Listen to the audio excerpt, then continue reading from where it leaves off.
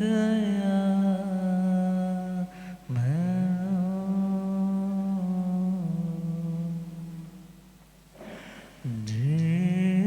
हाथ जोड़ गोरानो मेरी वंदना जे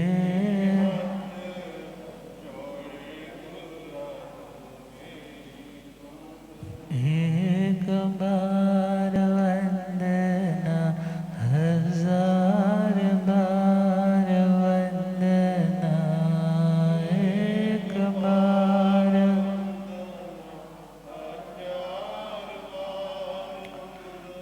लाख बार वंदना करोड़ बार वंदना लाख बार करोड़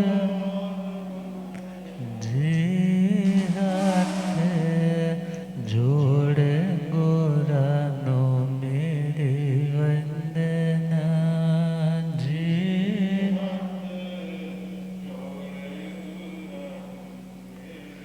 डगमग डोले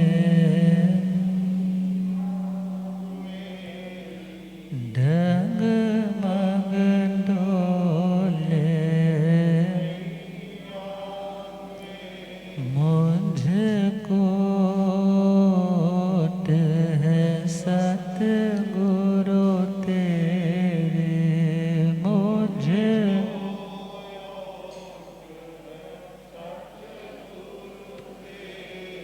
जे आसा भवसागर पार लंघना जे आसा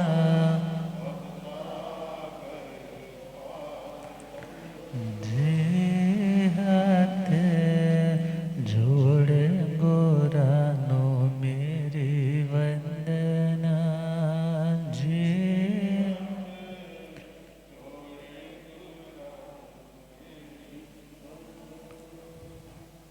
अनंत अनंत शांति के निकेतन शासनपति श्रमण भगवान महावीर स्वामी के पावन चरणारविंदों में हार्दिक भावना वंदन नमन।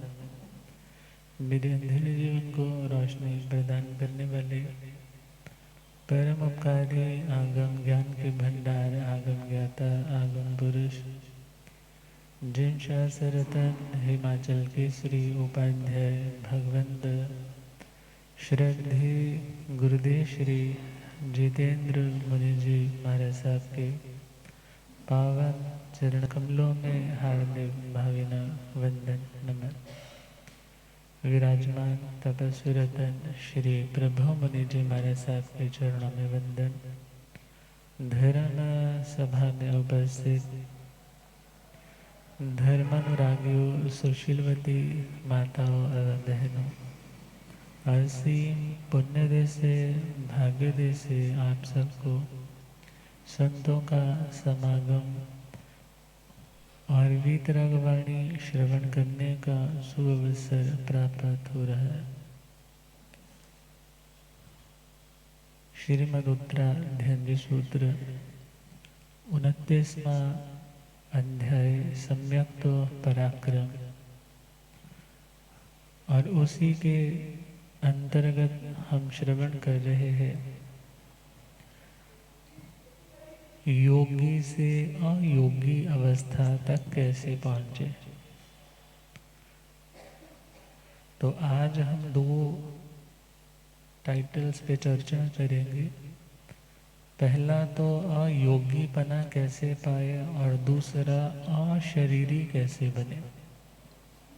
अशरीरी कैसे बने। तो कल तक हम सबने सुना था मन वचन और काया इन तीनों की गति का पूर्णतया रुक जाना उसका नाम है अयोगी अवस्था। जहाँ मन अमन में क्योंकि जहाँ मन है वहाँ पर कोई ना कोई प्रॉब्लम, कोई ना कोई चिंतन भी चलेगा, कभी चिंता भी आएगी। मगर मन का अभाव अपने आप अमन में उसे जोड़ देगा। अमन का मतलब शांति, पीसफुलनेस। तो जहाँ अमन होगा वहाँ कोई परेशानी, वहाँ कोई परेशानी नहीं होगी। तो दूसरा पॉइंट है वचन, जो वचनों से भी अतीत हो जाता है, शब्दातीत। मीन्स फिर शब्दों से उसे बोला नहीं जाता, उसे समझना, उसे महसूस करने के लिए आत्मा की चेतना ही अपने आप में पर्याप्त होती है।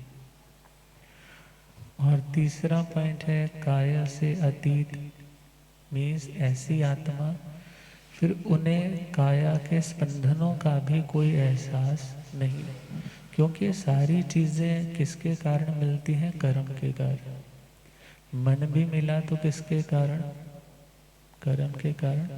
जैसे नाम कर्म के कारण वो पौद्गलिक संरचनाएं मिलती है, और वीर्यांतराय कर्म का क्षोभशम हो प्लस ज्ञानावरणीय कर्म का क्षोभशम हो तो उपयोग चलता है। मीन्स उनको हम यूज़ कर पाते हैं, उन फैकल्टीज से लाभ ले पाते हैं। तो जो आत्मा मन से अतीत है, वचन से अतीत है, काया से अतीत है, प्रभु फरमाते हैं ऐसी आत्मा फिर अयोगी कहलाती है। पहला गुण स्थान कौन सा है? मिथ्या दृष्टि गुण स्थान। 14वां गुण स्थान कौन सा है? अयोगी केवली गुण स्थान। अर्थात एक साधक की साधना प्रारंभ भले पहले गुण स्थान से हो। क्योंकि गुण स्थान क्यों कहा हो पहले वाले को? यदि उसमें मिथ्यात्व ही भरा पड़ा है, अज्ञान ही भरा पड़ा है, फिर भी उसे गुणस्थान क्यों बोला? क्योंकि वहां पर भी आत्मा के जो मूल गुण है, आत्मा का जो स्वभाव है, जो आत्मा का एट्रीब्यूट है, ज्ञान और दर्शन, वो पूरी तरह से नष्ट नहीं है। वो आवृत है, वो ढका हुआ है, मगर वो पूरी तरह से नष्ट नहीं है। अदरवाइज तो वो जीव अजीव में कन्वर्ट हो जाए, मगर ऐसा कभी होता नहीं है। जीव कभी अजीव नहीं बनता, अजीव कभी जीव नहीं बनता, अभव्य कभी भव्य नहीं बनता, और भव्य कभी अभवी नहीं बनता। तो विचार करना है, पहला गुणस्थान मिथ्या दृष्टि गुणस्थान, बिकॉज वहाँ पर भी आत्मा के गुण अवेलेबल है। और दूसरा पॉइंट है आत्मा के सम्यक्तों की आराधना कहाँ पर होती है? सम्यक दृष्टि बनना है, एक मिथ्या दृष्टि ही तो कुछ सीखेगा, समझेगा, फिर उसी गुणस्थान में रहकर प्रोग्रेस करेगा। जैसे कोई व्यक्ति आज करोड़पति बना है, तो वो ऐसे थोड़ा बन गया, कभी तो गरीब होगा, कभी बहुत मेहनत की होगी, और उस मेहनत के बदले वो आज उस लेवल तक पहुंचा होगा। इसी प्रकार ऊपर के गुण स्थानों तक पहुंचने की जो साधना है, जो आराधना है, जो प्रैक्टिस है, जो पुरुषार्थ का प्रयोग है, वो कहाँ से स्टार्ट हो जाएगा? पहले गुण स्थान से। दैट्स वाई उसे भी गुण स्थान बोला, क्योंकि वहां पर भी गुणों का विस्तार करने के लिए अभ्यास किया जाता है। मगर पहले गुण स्थान से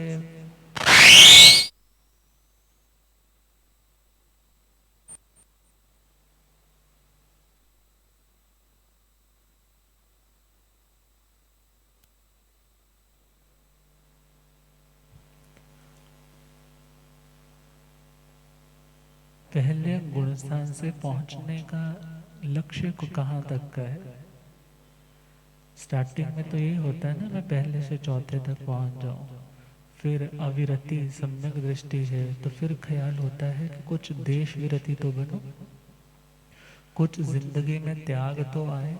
जो अपना नहीं है उसका इतना बोझ ढोया जा रहा है, उसे इतना पाने के लिए हम तड़प रहे हैं, एटलीस्ट हम उन चीज़ों का त्याग तो करें जो अपना बनेगा ही नहीं कभी। और फिर अगला स्टेप कौन सा आएगा? प्रमाद की दशा है मगर सर्वविरति, अभी पूरी तरह प्रमाद छूटा नहीं। फिर अगला स्टेप कौन सा आया? जहाँ अप्रमत्तता है, जहाँ सावधानी है, आत्म स्वरूप की विस्मृति नहीं है, अपने लक्ष्य को कभी वो ओझल नहीं होने देते और चलते रहते। और वही आत्माएं फिर कभी आठवें गुण स्थान में अपूर्व करण, वो गुण श्रेणियों का आरोहण करती है और फिर चलते चलते कहाँ पहुँच जाती है? 10वें से 11वें में नहीं ना आएंगे, क्योंकि उपशांत किया है, उपशम श्रेणी है तो 11वां टच होगा। अदरवाइज 10वें से सीधा 12वें में। मोहनीय कर्म को क्षीण किया है, फिर अगला गुण स्थान कौन सा आ गया? क्योंकि 12वें गुण स्थान के ही लास्ट वाले अंतर मुहूर्त में, लास्ट वाले टाइम में वो 3 कर्म और भी युगपत, युगपत मतलब साथ साथ क्षीण कर देते। जैसे ही वो ज्ञानावर्णीय दर्शनावर्णीय अंतराय कर्म क्षीण होता है तो कौन सा गुण स्थान आ गया? 13वां गुण स्थान। क्या नाम उसका? सयोगी केवली गुण स्थान। उन आत्माओं के पास योग है, मन भी है, वचन भी है और काया का भी योग है। भले उनके पास अब भाव मन की जरूरत नहीं है मगर द्रव्य मन है। कभी कोई अनुत्तर विमानों का देवता मन से ही क्वेश्चन पूछे कि प्रभु इसका उत्तर क्या है, क्योंकि वो तो आते नहीं है नीचे। अब मन में प्रश्न आया है तो प्रभु उनको मन से ही क्या कर देते हैं? उत्तर भेज देते हैं, उत्तर दे देते। मगर अदरवाइज मनन करना, चिंतन करना, किसी रिजल्ट तक पहुंचने के लिए चर्निंग करना, केवल ज्ञानियों को ऐसा कुछ भी करने की आवश्यकता नहीं होती, क्योंकि वो ऑलरेडी अपने नतीजे पे पहले ही पहुंचे हुए। अब जैसे ही 13वें गुण स्थान का लास्ट टाइम आता है तो उस समय धीरे धीरे काया वचन मन, ये सारे के सारे मन वचन और काया, इन तीनों योगों का भी क्या होने लग जाता है? इनकी गति, इनके स्पंदन रुकने लग जाते हैं। और क्यों? क्योंकि इनकी स्पंदनों के कारण आत्मा में स्पंदन है, आत्मा में चंचलता है। कर्म का आश्रव खुला है, योग आश्रव। भले कषाय के आश्रव द्वार पूरी तरह से बंद है, मिथ्यात्व भी बंद है, अविरति भी बंद है, प्रमाद भी बंद है। सुनते हैं ना? मिथ्यात्व, अवृत्ति, प्रमाद, कषाय, योग। कषाय तक तो सारे दरवाजे क्या कर दिए हैं? बंद कर दिए। मगर अभी एक खुला है ना, योग का दरवाजा, मन का, वचन का, काया का। अब उन 3 दरवाजों को भी क्या कर रहे हैं? वो धीरे धीरे बंद करते जा रहे हैं। और जब पूर्णतया बंद हो जाते हैं तो फिर वो आत्मा, पूरब के जो कर्म थे वो तो उन्होंने काट लिए, मगर नया वो कर्म बांधती नहीं। फिर नया कर्म मीन्स जो भवोपग्राही कर्म है, भव उपग्रह मीन्स जो हमें इस दुनिया में टिकाए रखेंगे, दुनिया में रोक के रखेंगे, ऐसे जो कर्म है। हम देखें तो हमारे पास 4 कर्म शेष थे: नाम, गोत्र, वेदनीय और आयुष्य। अब ये 4 कर्म यदि शेष हैं तब तक शरीर में टिकना पड़ेगा। मेन तो उनका आयुष्य कर्म है। मगर आयुष्य कर्म सपोज किसी का रह जाए थोड़ा और बाकी कर्म रह जाए ज़्यादा, तो उस टाइम केवली समुद्घात होती है। उस टाइम क्या होती है? केवली समुद्घात। वो 8 समय का टाइम ड्यूरेशन, उसमें लोक में जहाँ जहाँ पर कर्म है, जहाँ जहाँ के कर्म की स्पर्शना उन्होंने करनी है। क्योंकि बोलते हैं ना, जो जो पुद्गल फर्शना।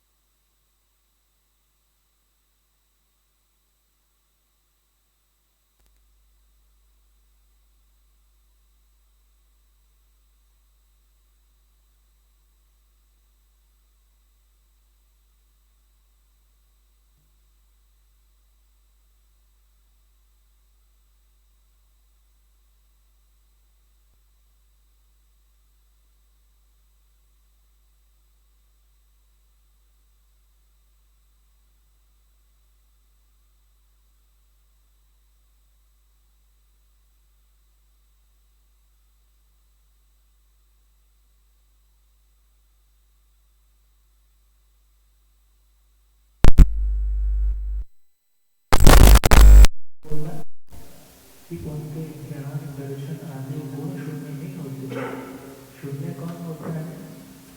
उनके कर्म, उनके कषाय, उनकी वासनाएं, अर्थात जो उनकी साधना को शून्य बनाने वाले थे, वो संस्कार वो कर्म शून्य हुए हैं, और आत्मा की एग्जिस्टेंस जो अपना स्वरूप है वो प्रकट हो गए हैं। तो हम लोग क्या करें? इतना तो हम तो 24 स्थान में ऐसे सीधे पहुंच नहीं सकते। तो कहा जाता है कि जो हमारा चलता है, किसका चलता है? हाँ, शुभ गलत चीज़ों के ऊपर हमारा फोकस रहता है, हम उदास हो जाते हैं या विकृतियों के शिकार हो जाते हैं। तो हमें सबसे पहले अपने चिंतन के आलम्बन को, अपने सोच के, जो हम सोचना चाहते हैं उसका जो आलम्बन, जो सहारा, जो पॉइंट है जिस पे हम फोकस करना चाहते हैं, वो हमें अच्छा डिसाइड करके सिलेक्ट करके रखना होगा। अच्छे पे चिंतन चलेगा तो धीरे धीरे हम भी अच्छा फील करने लग जाएंगे, क्योंकि चिंतन से फीलिंग आती है। चिंतन से क्या आती है? थॉट से फीलिंग बनती है, और फीलिंग अच्छी है तो इट मीन्स तुम्हारा थॉट अच्छा है, फीलिंग अच्छी नहीं है इट मीन्स तुम्हारा थॉट अच्छा नहीं है। तो प्रभु ने कहा कि जो आत्मा अपने मन को ट्रेनिंग देगा, किस तरीके की, कि वो दूसरों के खेतों में जाकर के बर्बादी ना करे, अपने ट्रैक पे चलता रहे। मालिक तो आत्मा है, मगर मन उसके लिए घोड़े के समान है। उसको जो शक्ति मिली है, मना प्राप्ति या मनोबल प्राण मिला है, वो उसके पुण्य प्रकृतियों के कारण मिला है, मगर उसके माध्यम से वो नुकसान ना करे, ऐसा कर्म ना करे जिसके कारण उसको किसी का नुकसान, किसी का कर्जदार बन करके फिर पुनः उसका कर्ज चुकता करना पड़े। इसलिए अशुभ से हटाना, शुभ की ओर जोड़ना। रास्ते में तब तक बढ़ना होगा जब तक मंजिल नहीं आने वाली। अयोगी अवस्था जस्ट रिसाइट करने से, उच्चारण से नहीं आने वाली कि मैं अयोगी आत्मा हूँ, बल्कि उसके लिए उस आत्मा को, लक्ष्य को जान करके पहले अपने मन के घोड़े पर सवार होकर के उसे गलत से रोकते रहना है और सही पर बढ़ते रहना है। जब मंजिल आ जाएगी फिर घोड़े की कोई आवश्यकता, फिर तो घोड़ा उतार करके छोड़ दो, कहीं जाए, क्योंकि तुम्हें तो मंजिल मिल गई। इसी प्रकार इसकी ज़रूरत तब तक है जब तक वो लक्ष्य अटेन नहीं होता, मगर जब केवल ज्ञान आ जाता है फिर इस भाव मन की ज़रूरत नहीं। और जब 14वां गुण स्थान आता है तो द्रव्य मन की भी कोई ज़रूरत नहीं रह जाती। और दूसरा पॉइंट है वचन। वचन को स्थिर करने का मतलब, वचन को स्थिर करने का मतलब मौन का अभ्यास करना। किसका अभ्यास? व्यक्ति होठों से तो बोलना बंद कर देता है, जुबान से तो बोलना बंद कर देता है, मगर बहुत बार आपने नोट किया हो अंदर ही अंदर तो शब्द चल रहे होते। तो हमें क्या प्रयास करना है कि हम मौन में रहने का अभ्यास करें। एक मौन की वैरायटी बोले, एक विभाग आता है काष्ठ मौन। काष्ठ मौन का मतलब है जैसे लकड़ी की तरह पूरी तरह से तुम निश्चल हो जाते हो, जिसमें ना कुछ बोलना जुबान से, ना कुछ बोलना मन के अंदर। तो इसके अभ्यास से तुम्हें क्या मिलेगा? घर में कोई कुछ चीज़ चल रही है, कोई बोल रहा है, किसी के बारे में बात कर रहे हैं, तुम्हें पता है उसको पूरा नहीं पता, वो अभी कुछ ना कुछ उलझन में कुछ का कुछ बोल रहे हैं। तुम्हारे मन में से तो आ रहा है ना आवाज़, मैं बोलूँ, मगर जब तुमने खुद को रिलैक्स रखा, क्या ज़रूरत है? तुम मौन रहो, पता लगना होगा तो अपने आप पता लग जाएगा। तुम्हें व्यर्थ में ऐसे बोलने की ज़रूरत नहीं।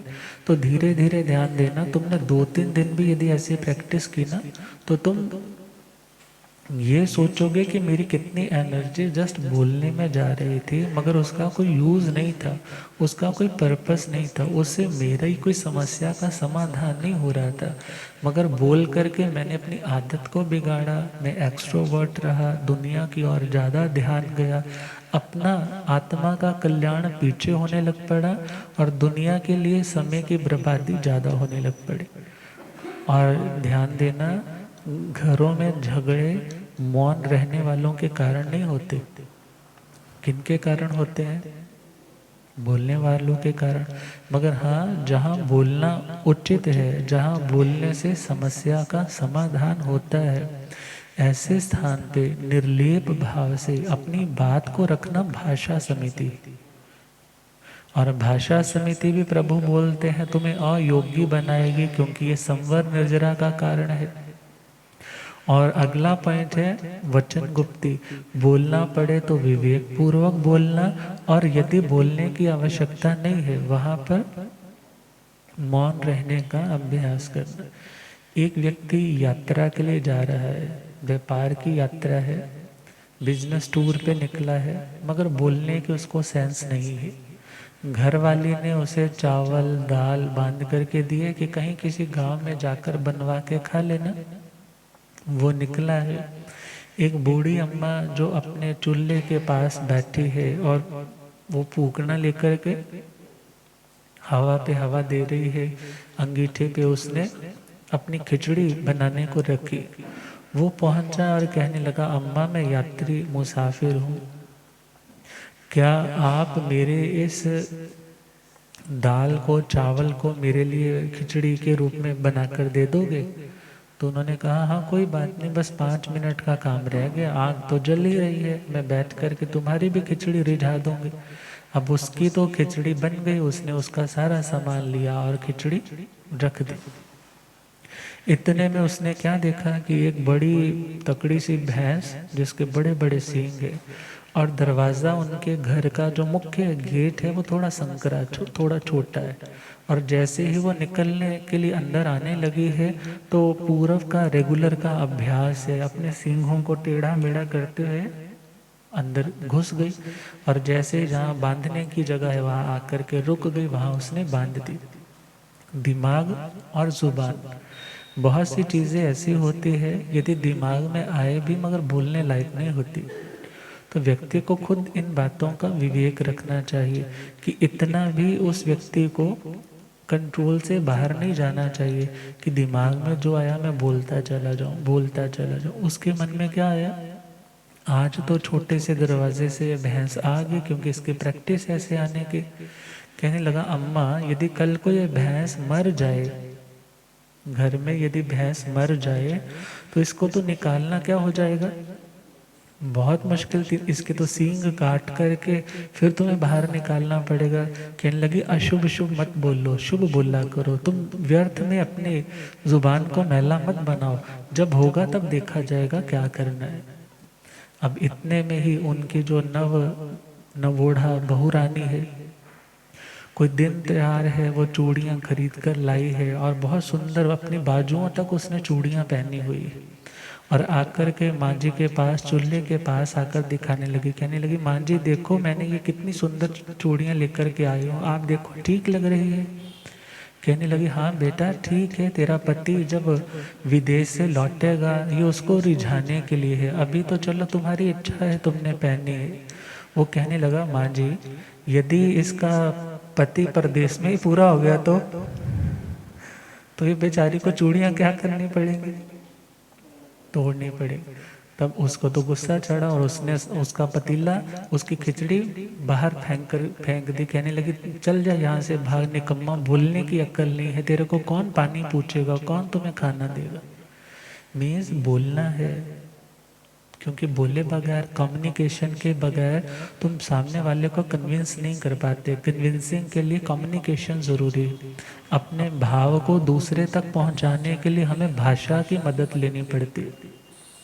हर व्यक्ति टेलीपैथी नहीं कर सकता, हर व्यक्ति मन से अपने भावों का संप्रेषण दूसरे तक अपने भावों को सेंड नहीं कर सकता।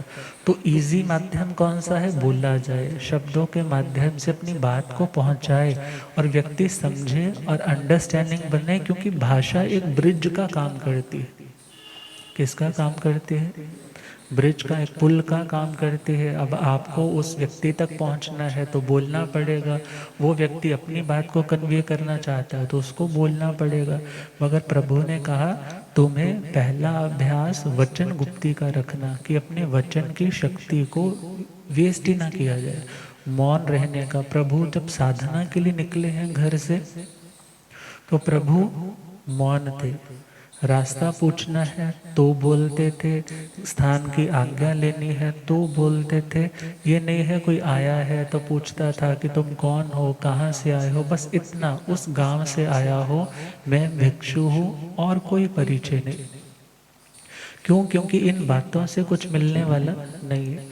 अक्सर लोग दर्शनों के लिए आते हैं ना, बसों की बस से लेकर के आते हैं। अब बात तो वही करनी होती है, महाराज जी कितने की रौनक होती है, महाराज जी कितने की यहाँ थाइयाँ हो गई है, कैसे हैं लोग, ज़्यादा कट्टरता तो नहीं है इनमें, आते तो है ना आपकी कथा में। अब इन बातों से क्या हो जाएगा? इन बातों से आत्मा का कोई कल्याण तो नहीं होगा। मगर हाँ, एक सामाजिकता के दायरे से कहे कि वो बातें वो लोग पूछते हैं। ज्ञान ध्यान पूछने वाला 100 में से एक होता है जो कहे महाराज आजकल क्या सुनाया जा रहा है, आज आप क्या लिख रहे हैं, क्या पढ़ रहे हैं, कोई यहाँ के बच्चे क्या सीख रहे हैं। इन बातों को पूछने वाले 100 में से 1% होते हैं।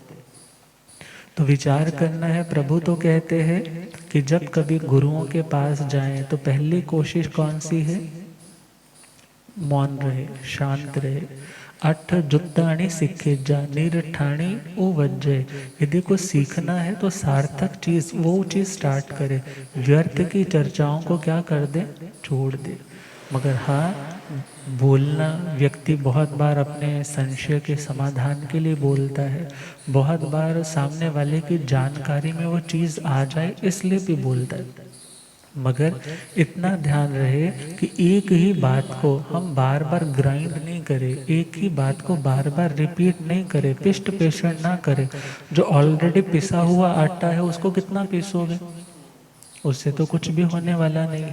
इसी प्रकार जहाँ बोलने की आवश्यकता न हो वहाँ कोशिश करें। यदि बच्चा कुछ झगड़ा भी कर रहा है ना, बच्चे हैं घर में बोल रहे हैं, तो हर बार ज़्यादा बोलने की कोशिश ना करें। 1-2 बार बोला, जाकर समझाया। मगर जब आप उनके साथ ही कंपटीशन करने लग जाते हैं तो वहाँ पर क्या होता है? वहाँ पर अशांति, वहाँ पर तुम अपने लेवल से भी डाउन जा रहे हो, और बच्चा तो अभी बच्चा है, उसको तो ऐसी समझ नहीं है। अर्थात जहाँ कम बोलना हितकारी है वहाँ मौन रहना उससे भी ज़्यादा हितकारी है। मगर हाँ, यदि मौन रहने से नुकसान ज़्यादा हो, भले के स्थान पे कोई बात बिगड़ रही हो, तो वहाँ पर यत्नपूर्वक बोलना भी धर्म का ही एक हिस्सा है।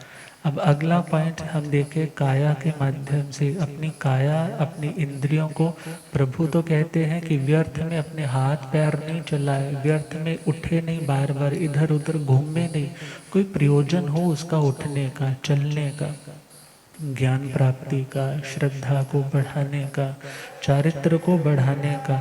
यदि ऐसे उत्तम प्रयोजनों को लेकर के वो साधना के मार्ग पर चल रहा है तो उस व्यक्ति का चलना, बोलना, सोचना बुरा नहीं है। मगर हाँ, एक लेवल आएगा जब धीरे धीरे वो आत्मा इन मन, वचन और काया की प्रवृत्तियों से भी रहित होने के लिए योग्य बन जाएगा। मगर उस योग्यता तक पहुंचने के लिए पहले अशुभ को छोड़ते चले जाएं, शुभ पर चलते चले जाएं, और शुभ जैसे ही शुभता आएगी, शुभता से नेक्स्ट स्टेप है शुद्धता का। और उस लेवल तक पहुंचने के लिए साधना के मार्ग पर निरंतर बढ़ते चले। तभी तो इस सारे के सारे सूत्र को समझाने के लिए कुछ पंक्तियां हैं। मन, वाणी और तन की क्रिया पे लगे जो पूर्ण विराम, फिर चंचलता क्या क्या काम, फिर चंचलता क्या क्या। मन, वाणी और तन की क्रिया पे लगे जो पूर्ण विराम, फिर चंचलता का क्या काम, फिर चंचलता का क्या। योगी से अयोगी होकर पाते शिव सुख धाम, जो हो जाते हैं निष्काम, जो हो जाते हैं निष्काम। योगी से अयोगी होकर पाते शिव सुख धाम, जो हो जाते हैं निष्काम, जो हो जाते हैं। शुभ से शुद्ध त्रियोग बनाए, नया कर्ज नहीं और उठाए। शुभ से किसमें आना? शुद्धता की। शुभ से शुद्ध त्रियोग बनाए, नया कर्ज नहीं और उठाए। दोष पहले से जीवन में, खुद को अब निर्दोष बनाए। दोष जो पहले से जीवन में, खुद को अब निर्दोष बनाए। निर्मल ज्ञान प्रभास की ज्योति जल जाए अविराम, फिर चंचलता का क्या काम, फिर चंचलता का क्या।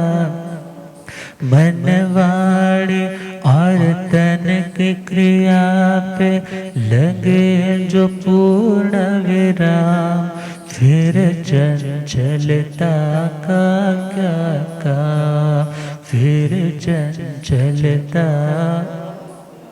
मगर अक्सर दुनिया में है ना, तो दुनिया में रहते हुए पूर्ण विराम नहीं लगता। मन पे भी थोड़ा सा कॉमा लगाते हैं थोड़ी देर के लिए, मगर फिर उसके बाद बड़ी स्पीड से आज मौन किया है ना, तो अगले दिन सारी कसर निकाल दें।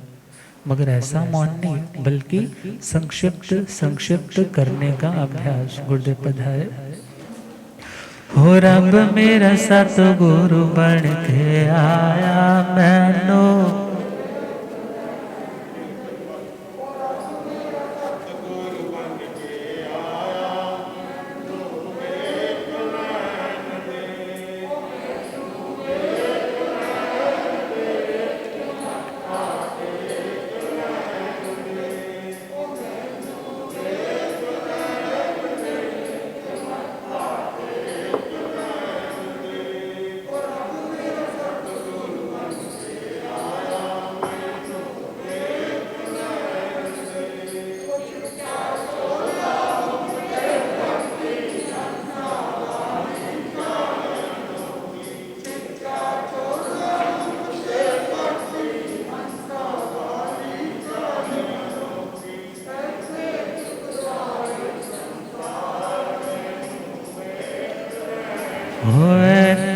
झुकदा है संसार मैनू, हो रब मेरा सतगुरु बन के आया मैनू। भूलिया गम ज्ञाता गम पुरजन शास्त्र तन हिमाचल केसरी उपाध्याय भगवंत श्रद्धे गुरुदेव श्री जितेंद्र मुनि जी। तो योग अवस्था से अयोग अवस्था तक पहुंचने के लिए आत्मा को पापकारी, सावध्यकारी, अशुभ, अधर्ममय योगों का पच्चखान करना, और उस पच्चखान, उस प्रत्याख्यान, उस त्याग से ही उसकी भूमिका बनेगी अयोगी तक पहुंचने की। तो अगला जो स्टेप है शरीर प्रत्याख्यान, मीन्स अशरीरी बनने का साधन। प्रभु से पूछा कि हे भगवान, शरीर पच्च खाणेन भंते जीवे किम जड़े। कि शरीर का प्रत्याख्यान, शरीर को ही हमने त्याग दिया, उस शरीर को त्यागने से हमें क्या मिलेगा? शरीर पंच खाणेनं सिद्धाई सय गुणतणं निवत्तई। शरीर का प्रत्याख्यान त्याग करने से सिद्धों के, सिद्ध आत्माओं के जो अतिशय गुण है, अतिशय का मतलब जो बहुत श्रेष्ठ महान गुण है, उन गुणों को आत्मा प्राप्त कर लेती है। किसके माध्यम से? शरीर का त्याग करने से। सिद्धाई सय गुण संपन्ने याणं जीवे लोकज्ञ मुवगए परम सुही भवई। जब सिद्धों के अतिशय गुणों को वो प्राप्त कर जाता है, उन अष्ट गुणों से संपन्न हो जाता है, तो प्रभु कहते हैं ऐसी आत्मा लोकाग्र को प्राप्त होती है। लोकाग्र में जाकर के वो परम सुख की अवस्था में आ जाती है। अब ये बातें तो जस्ट हमने मीनिंग दिया। अब शरीर का पच्चखान कैसे, शरीर को त्यागा कैसे जाए, क्योंकि दुनिया के धरातल पे है, जब तक कर्म साथ में है तब तक तो वासांसी जीर्णानि यथा विहाय नवानि गृह्णाति नरो प्राणी। गीता में लाइन आती है, जैसे कपड़े पुराने हो जाते हैं, व्यक्ति उन्हें छोड़ करके नए कपड़े धारण कर लेता है। और ये कपड़े बदलने का सिलसिला कब तक है? जब तक कर्म है।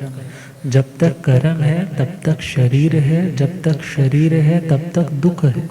मगर प्रभु ने कहा कि जो अशरीरी होना चाहता है, शरीरों की यात्रा से सदा के लिए मुक्त होना चाहता है, तो उस आत्मा को शरीरों के प्रति अपने इस आसक्ति को भी कम करना और शरीर प्राप्ति के जो कारण है उन कारणों का निवारण करना। मीन्स जिन कारणों से हमें ये देह मिलता है, जब हम उन कारणों को छोड़ देंगे तो फिर हमें देह में आना नहीं पड़ेगा। तो देह में आने का कारण क्या है? कर्म। जब कर्म छूटेंगे तो ऑटोमेटिकली देह में आना जाना भी, रीइनकार्नेट करना भी हमारा बंद हो जाएगा। तो शरीर का पच्चखान, शरीर का पच्चखान 5 तरह के शरीर आते हैं जन मान्यता में। कौन कौन से? औदारिक शरीर, व्यक्रिय शरीर, आहारक शरीर, तेजस शरीर और कारमण शरीर। तो इन सभी पांचों शरीरों में देखा जाए जो मूल जड़ है वो है कारमण शरीर। वो कौन है? कारमण शरीर का मतलब जो कर्मों का अकाउंट है, जो कर्मों का समूह रूप है, और आत्मा के उस खेत में, आत्मा के खेत में, आत्मा के एक एक प्रदेश में अपनी क्यारियां बना करके जिसने अपने बीज डाले किसने हैं? आत्मा ने। कब डाले हैं? विभाव दशा में, प्रमाद दशा में, अविरत दशा में, प्रमाद दशा में, योग अवस्था में। अब वो बीज तो डाल दिया 18 पापों के, कषायों के कारण वो सारे, मगर वो कारमण शरीर अब इतना है कि वो ऐसे तो हमें पता नहीं चल रहा, मगर उसकी मैनिफेस्टेशन वो दिखता किस रूप में है? औदारिक शरीर, व्यक्रिय शरीर, आहारक शरीर, तेजस शरीर। अब विचार करना है उन शरीरों का पच्चखान, मीन सदा सदा के लिए उन शरीरों से रहित होने के लिए आत्मा को क्या करना पड़ेगा? सिंपल शब्द सुनते ना, शरीर पच्चखान। शरीर पच्चखान मतलब देह के प्रति अपनी आसक्ति को तोड़ना होगा। देह के प्रति अपनी आसक्ति को तोड़ना होगा। रेगुलर टर्म में नहीं होता, कोई बात नहीं।